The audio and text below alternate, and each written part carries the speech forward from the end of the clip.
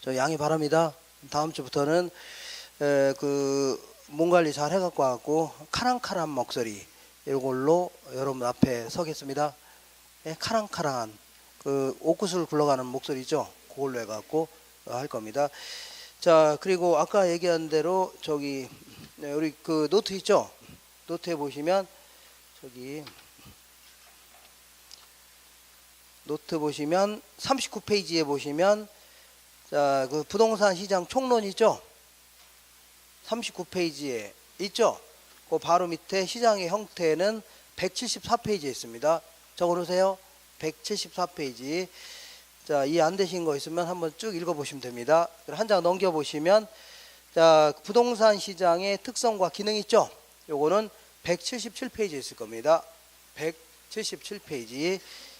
그 다음에 자, 42페이지 요거는 지금 할 필요 없고 43페이지 보시면 효율적 시장 이론 있죠? 요거는 181페이지 181. 예, 그 다음에 한 장 넘겨보시면 45페이지에 주택시장 있죠? 요거는 185페이지 185페이지. 그 다음에 한 장 넘겨보시면 47페이지 있죠? 47페이지에 맨 위에 주택의 주거분리 및 여과과정은 186페이지 라고요? 186페이지. 이렇게 해서 요거 집에서 한번 보시고, 네, 굳이 지금부터 볼 필요 없습니다. 보실 필요 없고 그냥 참고로 이렇게 그런 게 있구나 정도 하시면 돼요. 노트 위주로 정리하시고, 제가 1월 달부터는 책에 있는 내용도 같이 체크를 할 겁니다. 밑줄도 치고 이렇게 할 거니까 그런 줄 아시고. 자, 어디를 볼 거냐. 자, 전 시간에 주택시장에 45페이지 보시면 주택시장 있죠? 그거 다른 거 좀 하지 마시고 한 장 넘겨보시면 용어 정도만 하나 정리해 볼게요. 용어 46페이지 보시면 위쪽에 주택의 수요와 주택의 소유라는 게 있죠? 그 중간에 46페이지 위에서 한 7번째 줄 보시면 주택의 수요가 있고 뭐가 있어요? 소유가 있는데 이게 뭐냐면 자, 이런 얘기입니다. 네. 여기 뭐냐면 여기 이제 주택시장인데 주택시장의 수요와 공급이 만나는 점에서 균형 가격과 수량이 결정되는데 맞죠? 자, 어쨌거나 요 가격이 비싸든 싸든 뭐라고요? 비싸든 싸든 아니면 임대료가 비싸든 싸든 이만한 가격을 치를 수 있는 사람만이 집을 구입할 수 있는 거죠. 그죠? 아니면 임대료가 비싸든 싸든 이만한 임대료를 지불할 수 있는 자가 시장에서는 자, 주택을 임대받을 수 있는 거죠.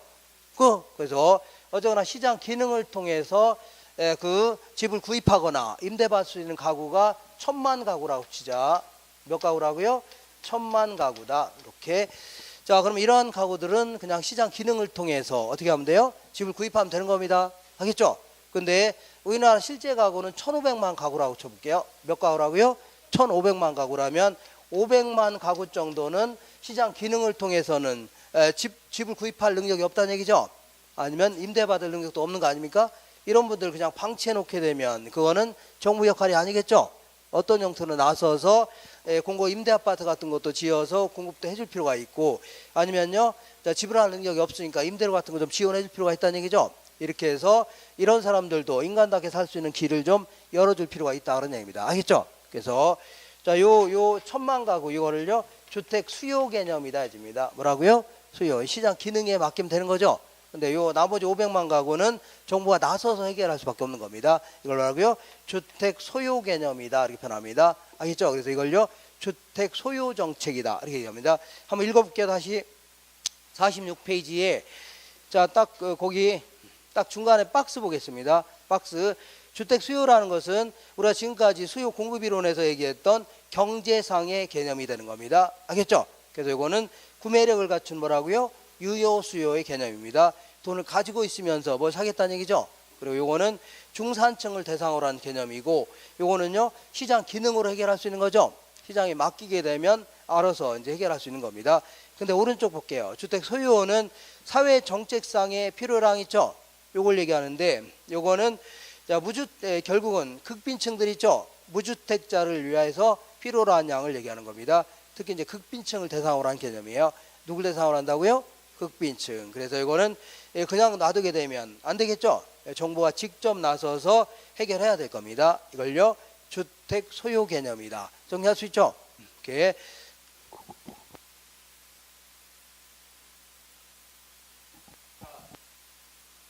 오른쪽 보겠습니다. 오른쪽에 주택의 뭐가요? 주거 분리와 주거 분리 및 여과 현상 요거 알아보겠습니다. 여과 과정이다. 이렇게.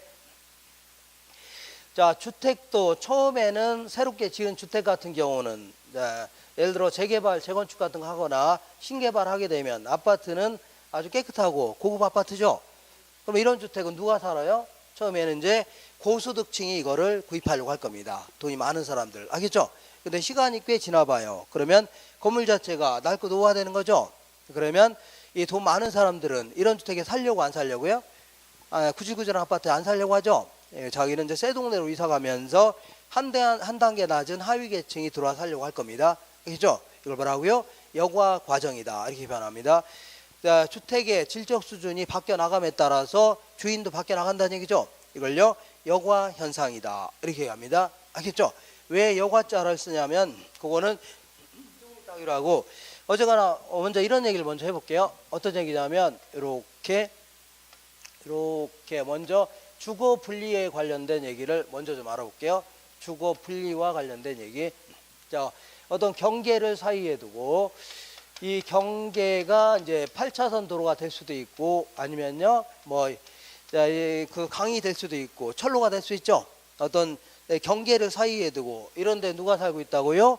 고소득층이 거주하고 있고 이런 데는요 저소득층이 거주하고 있다는 얘기죠. 이걸 뭐라고요? 주거 분리 현상이다 해줍니다. 알겠죠? 읽어볼게요. 자, 주거 수분별로 그 주거 지역이 분리되는 현상 있죠? 요걸 얘기합니다. 주거 지역이 분리되면서 이런 데는 고급주택촌, 얘는 뭐라고요? 저급주택촌 구분해서 살고 있죠? 달동네도 있잖아요. 그렇게 생각하시면 됩니다. 요거는 도시 전체에서 나타나기도 하고 때로는요 근린지역에서도 나타납니다. 예를 들어서 어떤 아파트를 재건축하게 되면 재건축 초과이익 환수에 관한 법률에 따라서 재건축 초과이익 부담금 같은 거 있죠? 요거 좀 시행사가 말이 어려운데 납부해야 됩니다. 납부하거나 임대 아파트 같은 거 지어서 정부한테 기부 체납해야 됩니다. 임대 아파트 있죠? 그럼 같은 아파트 단지라도 임대 아파트 사는 사람들은 좀 소득이 좀 낮은 사람들입니다. 이런 식으로 아파트 단지 안에서도 이렇게 차이가 날 수 있다는 얘기죠. 이렇게 하시면 됩니다. 자, 지역 전체적으로는 고소득층 주거지역 또는 저소득 주거지역으로 남는 이유는 다음과 같다. 자, 이런 얘기입니다. 근데 여기는 왜 고소득층이 거주하냐면 고가주택이니까. 뭐라고요? 고가주택이니까. 그러면 왜 고가주택이니까 여기 살아요? 지불할 능력이 많으니까 거주하는 겁니다. 여기는 왜 그 돈이 없는 사람이 살아요? 저가주택이니까. 다시 말하면 지불할 능력이 많아요, 적어요? 얼마 안 되니까 그런 거죠. 만약에 돈이 많다 그러면 이런 동네 뭐하러 삽니까? 좀 고급 동네 가 살고 싶겠죠? 깨끗한 동네 가 살고 싶을 거 아닙니까? 그러니까 결국은 소득 수준에 따라서 결국은 분리가 되는 겁니다.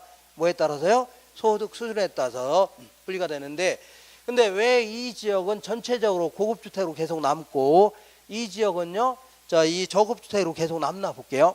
알죠? 전체적으로. 알겠나요? 그러니까 이런 얘기입니다.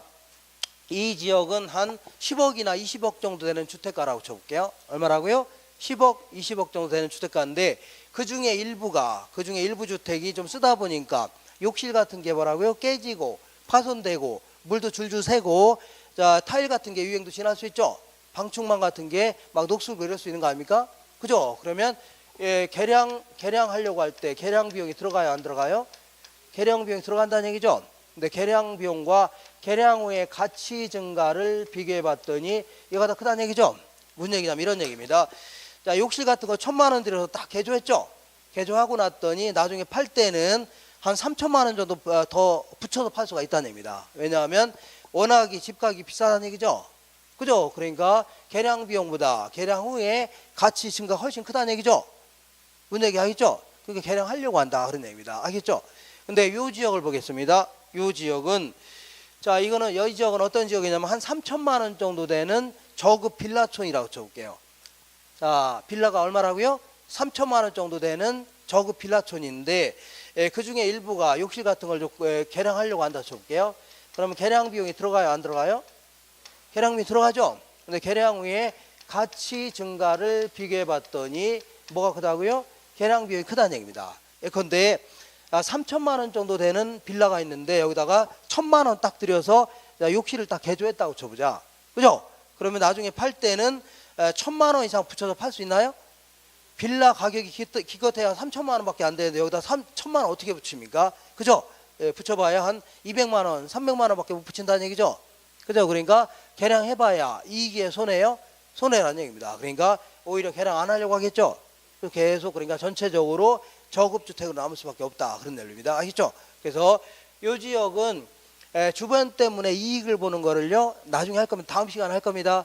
이걸요 정해 외부 효과 이렇게 얘기합니다. 주변 때문에 이익을 보는 걸 뭐라고요?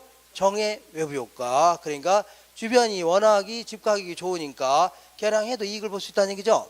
근데 여기는 뭐라고요? 부의 외부 효과라는 게 뭐라고요? 주변 때문에 피해를 볼 수 있다는 얘기죠. 그러니까 계량해봐야 주변 지역이 워낙이 집 가격이 낮다는 얘기죠. 그래서 계량해봐야 오히려 손해라는 얘기입니다. 알겠죠? 계량해야 손해라는 얘기죠. 이렇게 하시고, 그래서 나 이해가 잘 안 간다. 예, 안 가면 이런 식으로 생각하시면 됩니다. 여기가 뭐가 있냐면 여기에 딱 그 그랜저 승용차인데 이 반짝반짝하는 그 구입한 지 3개월밖에 안 된 그랜저 고급 그랜저 승용차입니다. 알겠죠?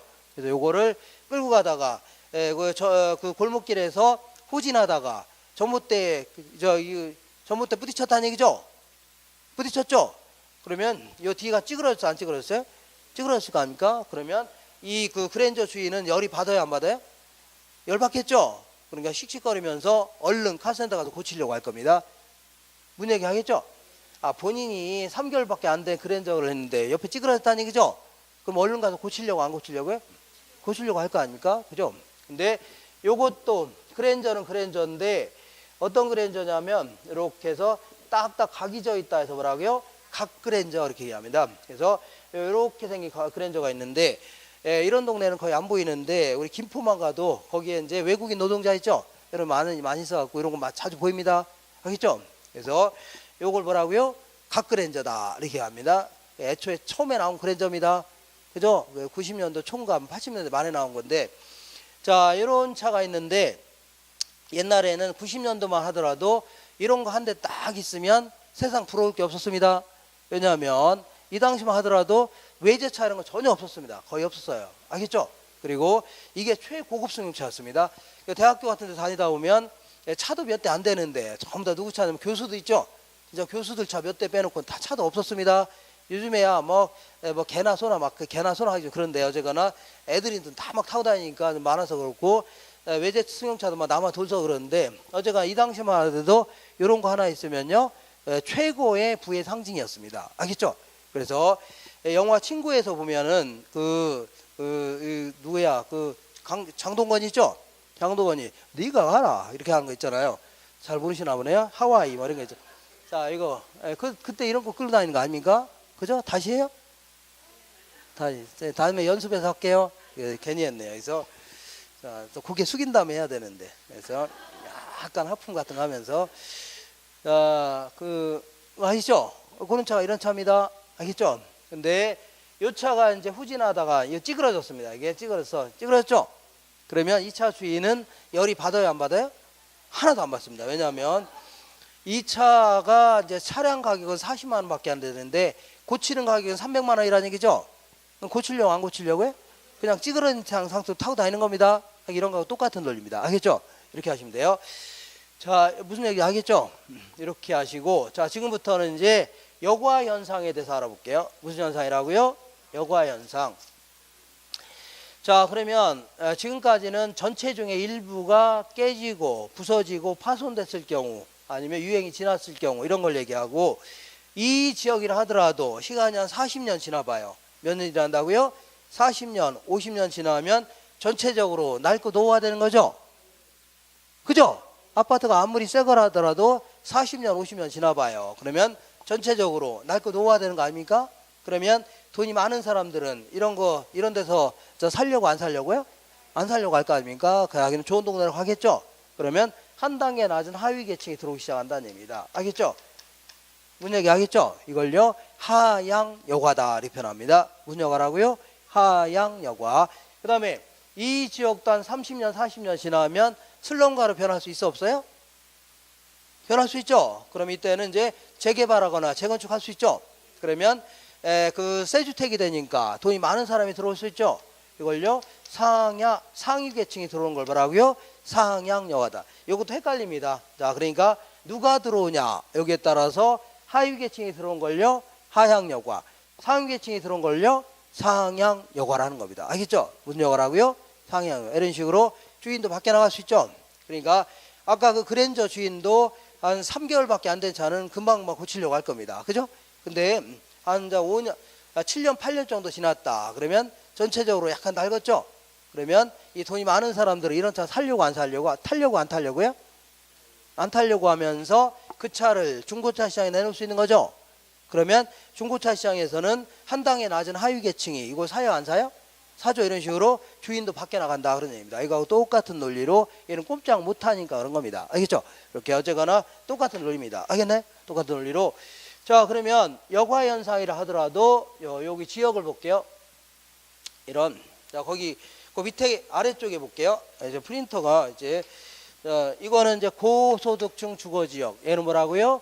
저소득층 주거지역인데 이 동네라 하더라도 이런 동네가 있고 이런 동네가 있고 이런 동네가 있습니다. 이런 동네가 있고 이런 동네가 있는데, 자, 먼저 그 고소득층 주거지역과 경계를 두고 있는 저소득층 주택들 있죠.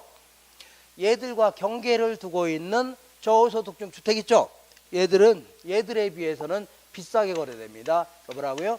할증돼서 거래된다 이렇게 표현합니다. 어떻게 한다고요? 할증돼서 비싸게 거래된다 그런 얘기죠. 왜 그러냐면, 자, 이 길만 건너면 아주 막 백화점이고 뭐고 편의시설이 즐비하죠. 그죠? 그럼 기반시설도 잘 갖춰져 있고 학군도 좋고 하니까 얘들 때문에 이익을 볼 수 있다는 얘기죠. 그래서 비싸게 거래되는 겁니다. 예컨대 이런 얘기입니다. 여기가 이제 뭐가 있냐면 목동 아파트 단지인데, 목동 아시죠? 목동 이제 아파트 단지인데, 이 목동 아파트 단지 근처에 이제 빌라가 있을 겁니다. 이런 빌라가 있겠죠? 이것도 빌라가 있고 이것도 빌라가 있는데, 요 빌라가 얘들보다 훨씬 더 비싸게 거래됩니다. 알겠죠? 뭔 얘기 했네?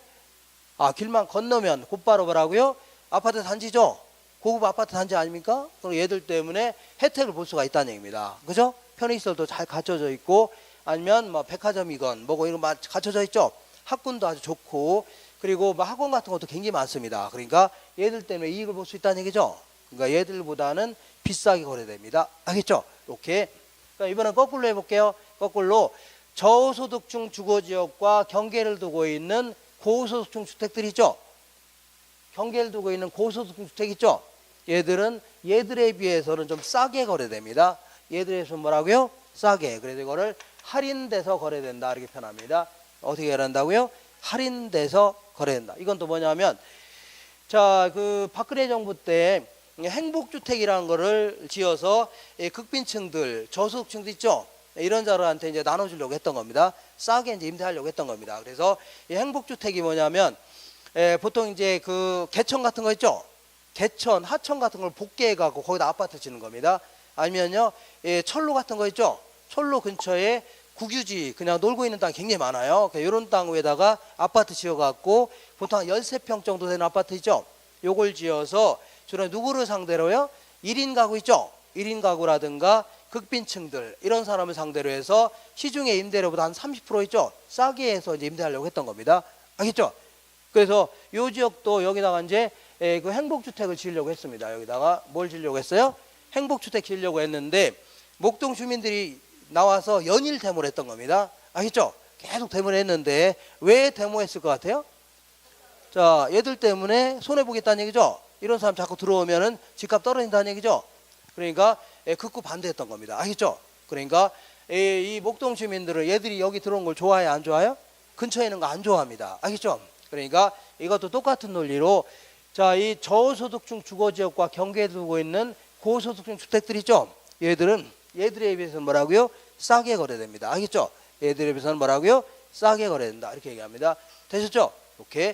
자, 그러면 여과현상을 조금 자세히 알아보는 겁니다. 자세히 알아보는데, 자, 여과현상은 이런 지역은 이런 데부터 출발합니다. 이런 데 출발하고, 이런 지역은요, 이런 데부터 출발합니다. 알겠죠? 그래서 이런 지역도, 자, 일단 시간이 꽤 지난다고 쳐볼게요. 한 30년, 40년 지날 수 있죠? 그죠? 그럼 건물 자체가 낡고 노화될 거 아닙니까? 그죠? 그러면 지금까지는 개량 비용하고 자, 개량 후에 가치 증가를 비교해 봤더니 뭐가 컸어요? 가치 증가 컸죠? 그동안은 가치 증가 컸죠? 근데 어느 순간부터는 언젠가부터는 건물 자체가 낡고 노화돼 있죠?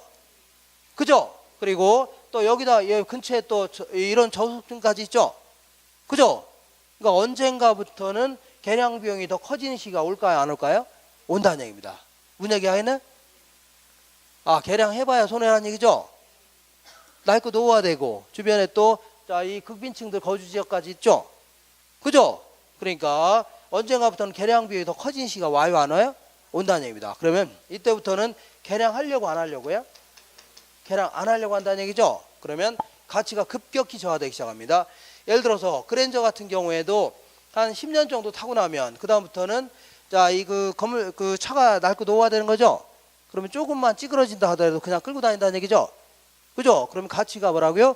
급격히 저하되기 시작합니다. 이것도 마찬가지로 욕실 같은 거 그냥 개량 안 하죠?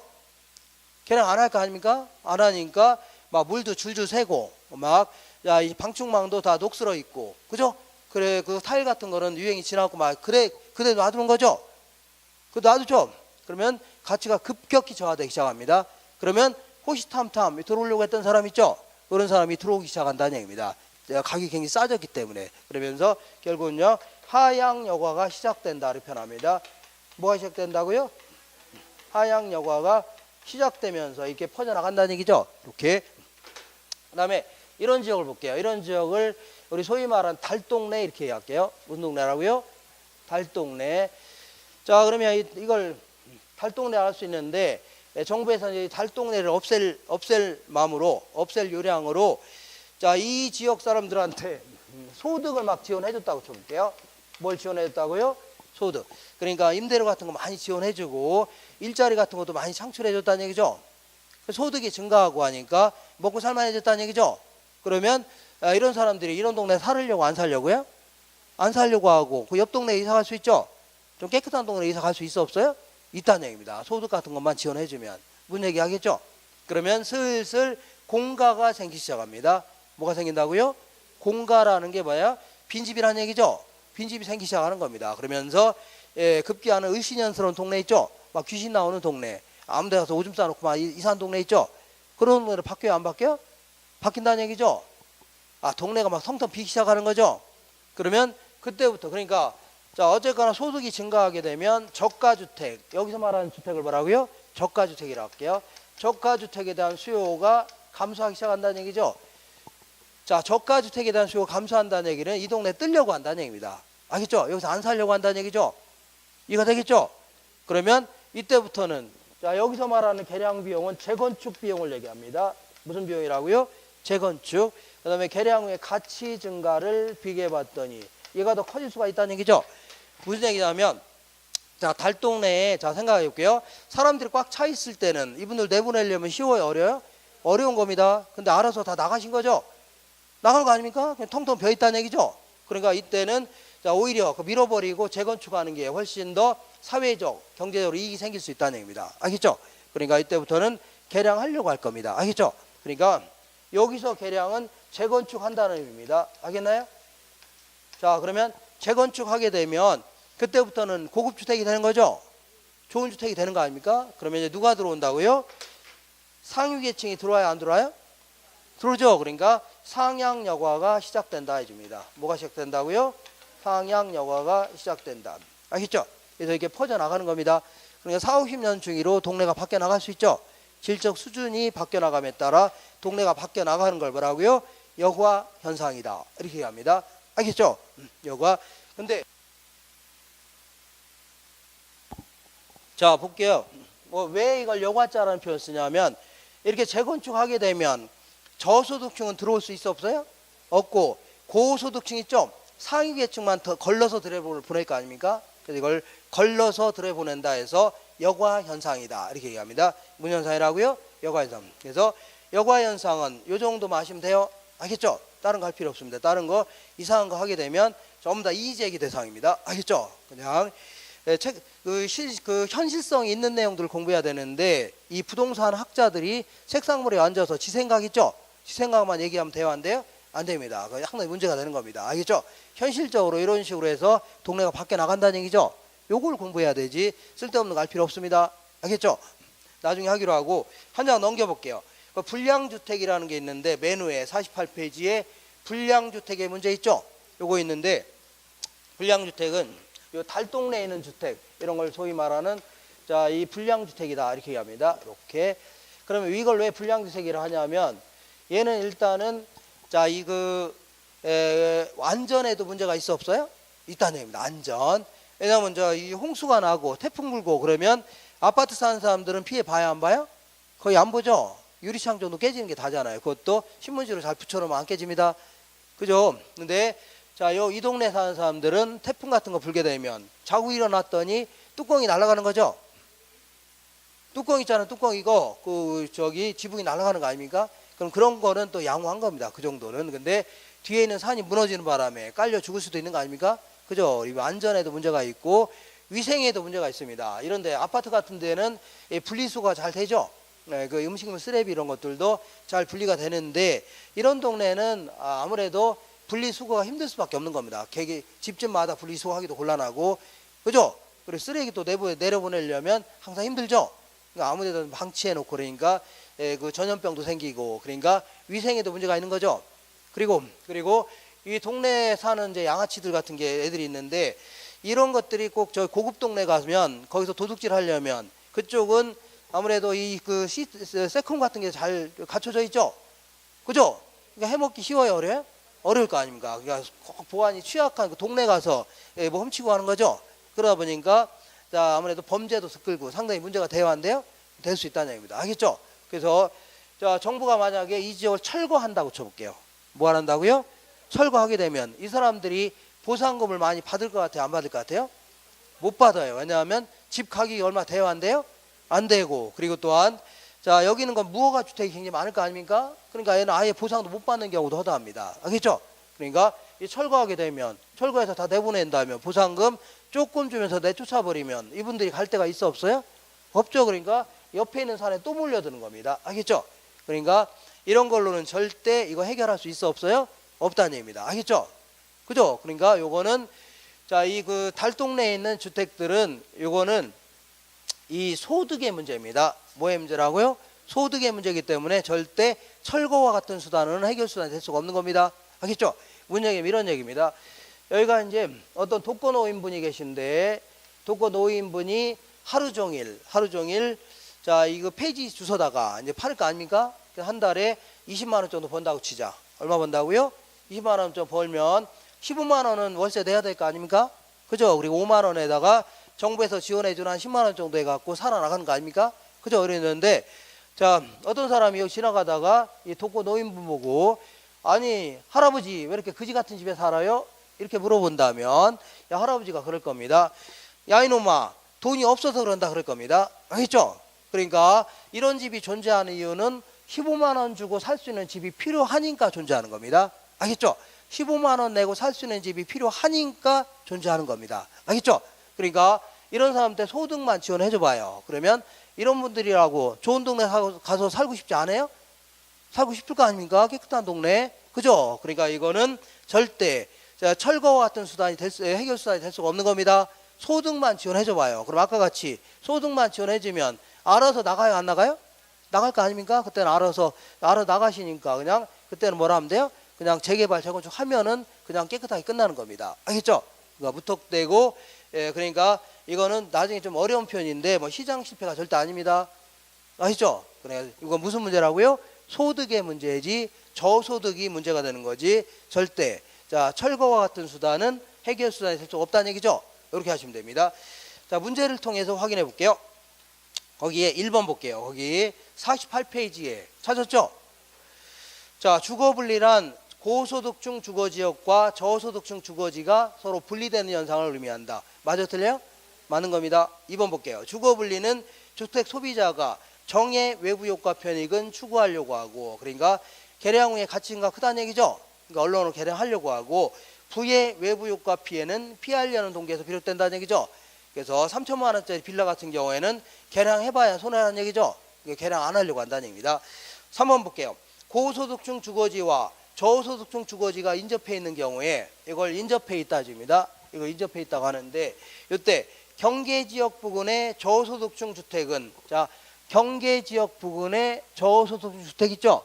얘들은 할인돼서 거래돼요. 할증돼서 거래돼요. 할증돼서 거래된다 이렇게 얘기합니다. 할증되어 거래되고 거꾸로 고소득층 주택은요 할인되어 거래된다 이렇게. 4번 볼게요. 저소득층 주거지역에서 주택 보수를 통한 가치 상승분이 보수익비보다 크다면 자 저소득층 주거지역에서 주택 보수를 통한 가치 상승분이 보수 비용보다 크다는 얘기죠. 계량이 보수입니다. 보수를 통한 가치 상승분이 보수 비용보다 크다는 얘기죠. 그죠? 그러면 계량하려고 안 하려고요? 하려고 할 거 아닙니까? 그러면 뭐가 생길 수 있다고요? 상향 여과가 발생할 수 있는 겁니다. 다시 읽어볼게요. 자, 저소득층 주거지역에서 주택 보수를 통한 가치 상승분이 보수 비용보다 크다면 뭐가 발생할 수 있다고요? 상향 여과가 발생할 수 있다. 그 다음에 주택의 하향 여과는 상위 소득계층이 사용하던 기존 주택이 하위 소득계층의 사용으로 전환되는 거 있죠. 그러니까 돈 많은 사람이 살던 주택을 하위 계층이 이거를 그 다음에 이용한다는 얘기죠. 뭐라고요? 하향 여과다 이렇게 표현합니다. 무슨 여과라고요? 하향 여과 이렇게 정리하시고 자 지금부터 오늘 한 거를 정확히 한 20분 정도 있죠. 여기에 걸쳐서 기출문제를 풀어볼 거니까 가시면 안 됩니다. 5분만 쉬었다 할 겁니다. 5분만 쉬었다가 20분 정도면 바로 됩니다. 5분 쉬었다 할게요.